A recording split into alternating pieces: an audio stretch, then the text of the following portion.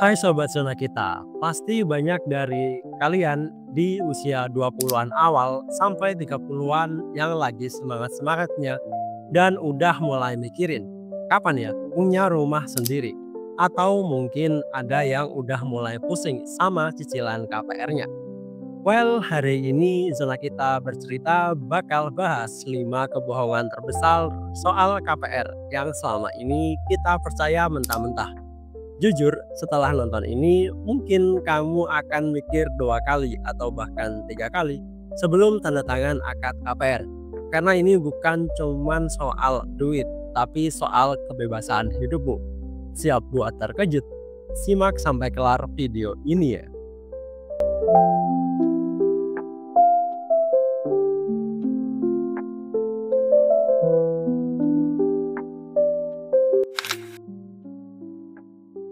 Pernah nggak sih tahu orang atau temen kamu di Instagram, di kantor, atau bahkan pas kumpul keluarga? Pasti ada yang udah pamer kunci rumah baru atau lagi sibuk renovasi rumah KPR-nya.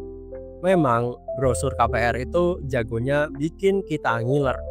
Rumah 2 lantai, ada taman mini, cicilan katanya ringan, mulai 3 jutaan aja.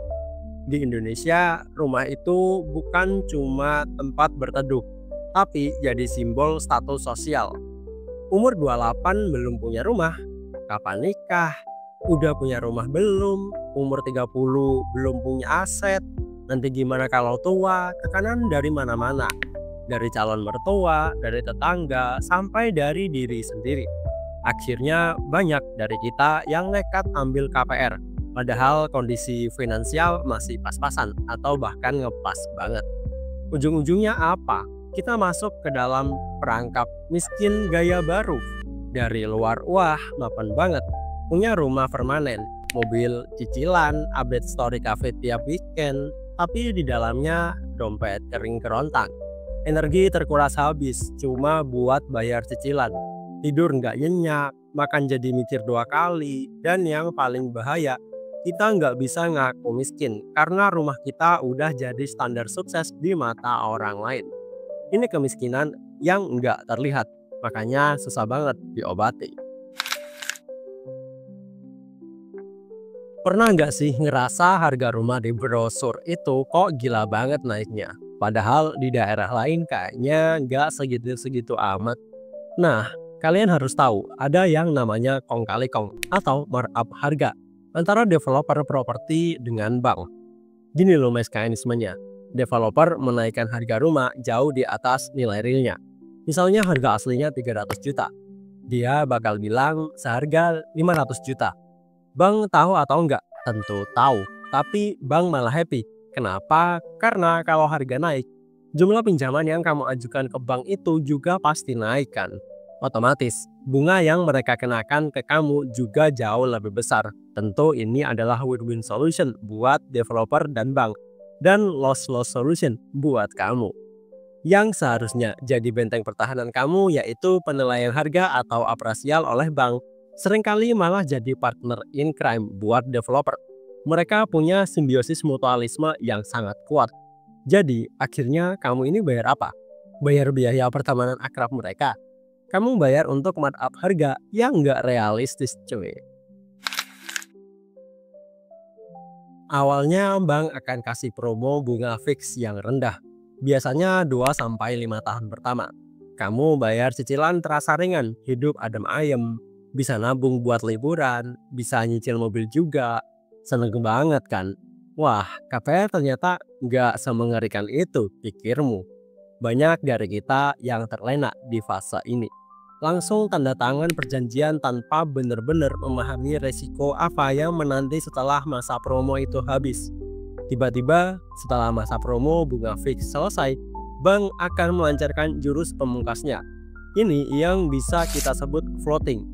Bunga cicilanmu akan jadi floating alias mengambang, bisa naik sewaktu-waktu, tergantung kebijakan bank dan kondisi pasar yang lagi ugal-ugalan.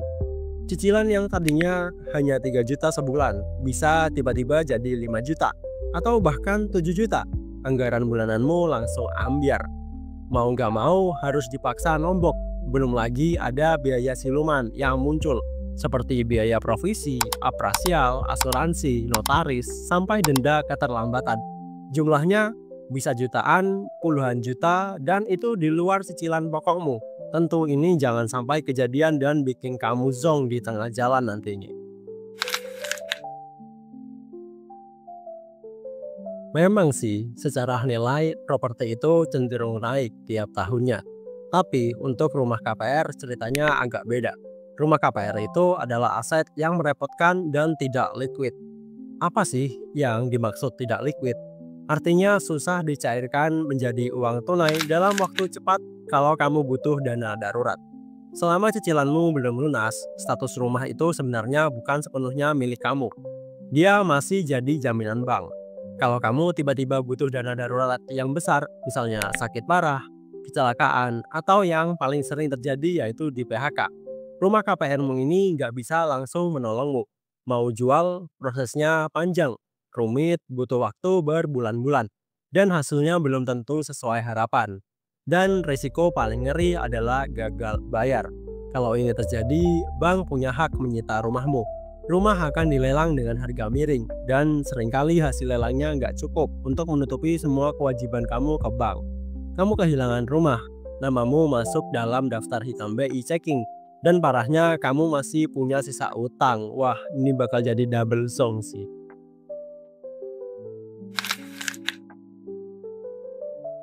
Kenapa sih kita semua seolah dipaksa banget buat KPR? Jawabannya ada di absennya peran negara dalam menjamin hak dasar warganya untuk punya tempat tinggal yang layak.